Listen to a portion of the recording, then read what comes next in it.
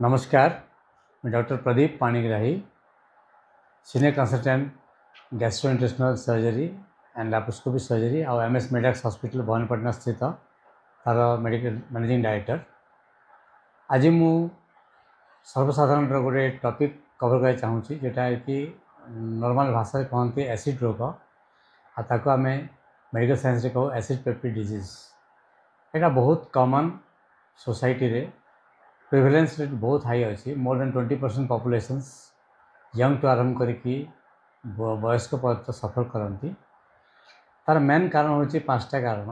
प्रथम कारण हूँ कंजप्शन ऑफ अल्कोहल माने मद पीवा। 2 नंबर हूँ स्मोकिंग किंबा निकोटिन टोबाको फॉर्म रे गुटखा फॉर्म रे कि भांग खाइबा। 3 नंबर रे हूँ आपणकर मसलादार खाना कि टाइम रे न खाइबा कि पानी अल्प पीवा। 4 नंबर कारण हूँ फिजिकल और मेंटल स्ट्रेस।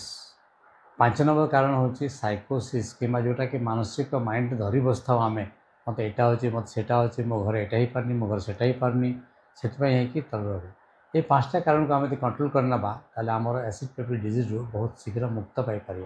से आम ट्रिटमेंट कला बेलू प्रथम मेडिसिन देलु मेंटेनेंस कि प्रथम ट्रिटमेंट तापर आम चेष्टा करूँ लाइफस्टाइल मॉडिफिकेशन और डाइट मॉडिफिकेशन तार मूलाधार डायग्नोसिस होची पेशेंट सांगरे डॉक्टर इंटरेक्शन रे अधा हिस्ट्री जमा पड़ जाव।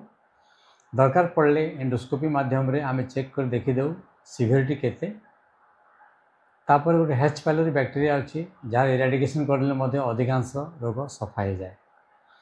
सो ये सब सुविधा हो गला परे आपण निजे यदि प्रस्तुत थे कि हाँ ये रोगर प्रतिकार मुझे ताले डॉक्टर आपंकर निश्चय आप साहाय्य करिवो मेडिसिन माध्यम रे लाइफस्टाइल चेंज माध्यम रे आउ खाद्य पेय आदि चेंज माध्यम रे।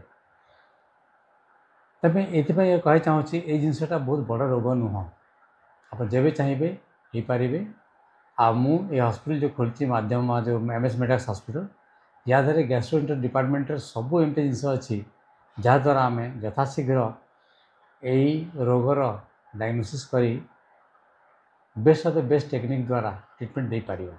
धन्यवाद।